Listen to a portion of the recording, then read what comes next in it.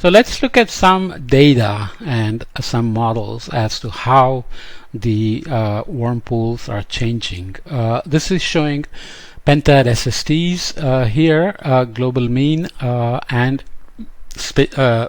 separately the Indian, Pacific and Atlantic Oceans, and then pentad SST greater than 28 degrees centigrade in terms of the worm pool area, the area that is covered by temperatures warmer than 28 degrees centigrade. So this is for the period 1910 to 2004, so fairly long period of almost a century, and this is average over 20 north 20 south band, which we call the tropics for our purposes here. So you can see that the sea surface temperatures have generally warmed over the tropics over the globe, as well as the Indian, Pacific and Atlantic Oceans. This is consistent with the global temperature increase we saw in the last podcast. Obviously, land areas are warming, and ocean is warming as well. And in the pattern, maybe I should have made it clear that it's not in uniform warming. There are regions like here in the North Atlantic, which is often referred to as the warming hole, where the warming is at least less than the rest of the world, and in some data sets it's even cooling. So here you can see it's close to zero, maybe slightly negative, and there are regions where it's negative in the southern hemisphere, southern ocean, which we'll ignore for now.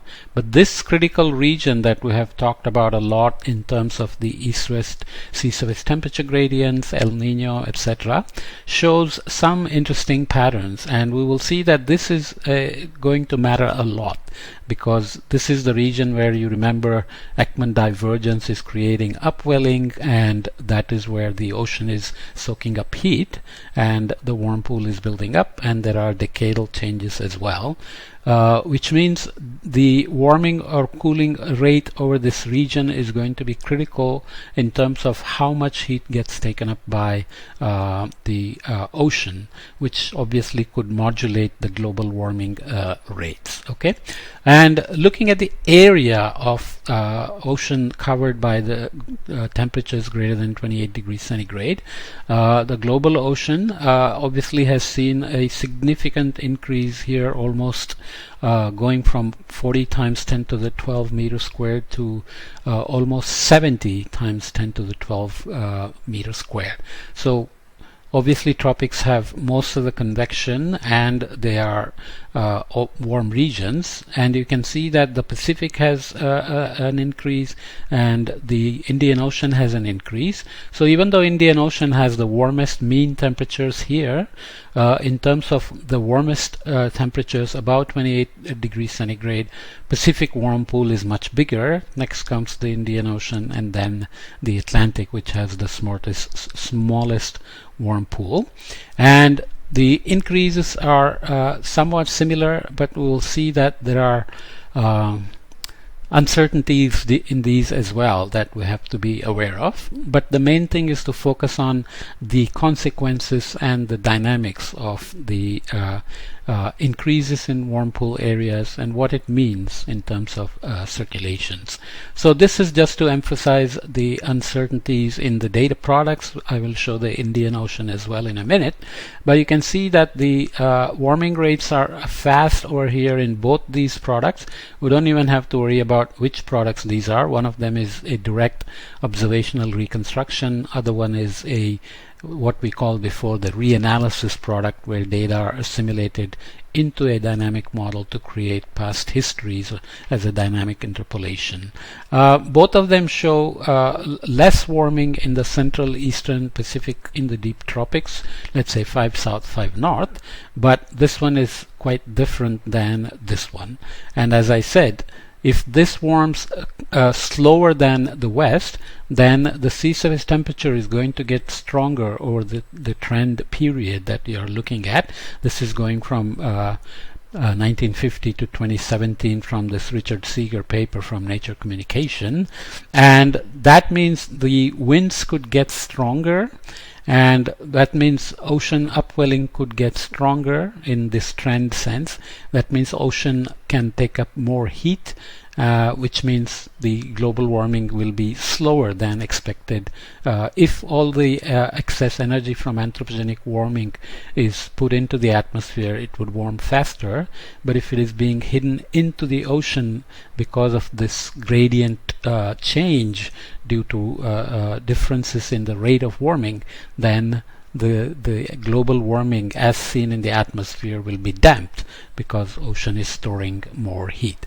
Similar story in the Indian Ocean, where you can see two products, ERSST for 1951 to 2015 and historical reconstruction from 1976 to 2005, different periods, but you can still see that the tropical Indian Ocean, global tropics, and central eastern Indian Ocean all have slightly different rates in the two products. Again, this goes back to our Indian Ocean dipole, so whether the warming pattern is going to be a El Nino-like pattern, El Nino-like, not necessarily El Nino, or it will be IOD-like pattern, is going to matter in terms of the dynamic responses.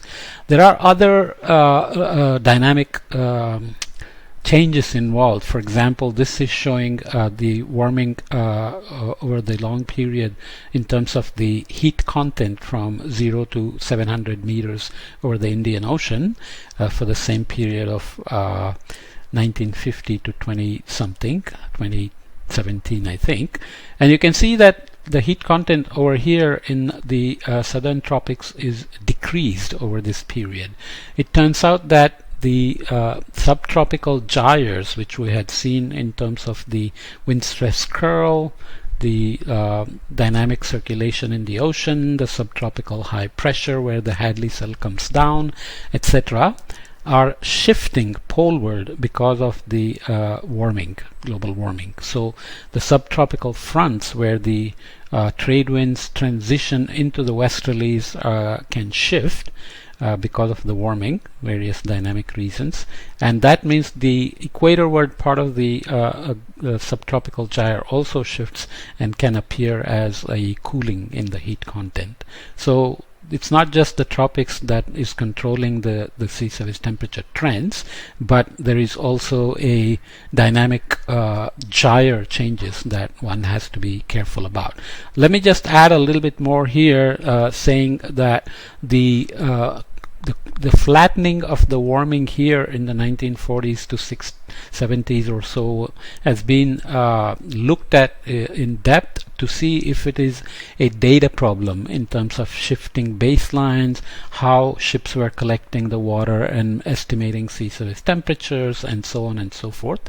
What the book does is to look at the land temperatures over the same period and show that various regions of the land show a consistent relation with this sea surface temperature flattening. In other words, the argument is that when you look at not just the global temperatures but separately the ocean and the land temperatures, the flattening seems to be real. It's not an artifact of the data or the way data were gathered or the shifting baseline of the anomalies computed and so on. Okay, so that's just a minor point but an important point. We will look at the long-term variability of the worm pool when we come back in the next podcast. Okay.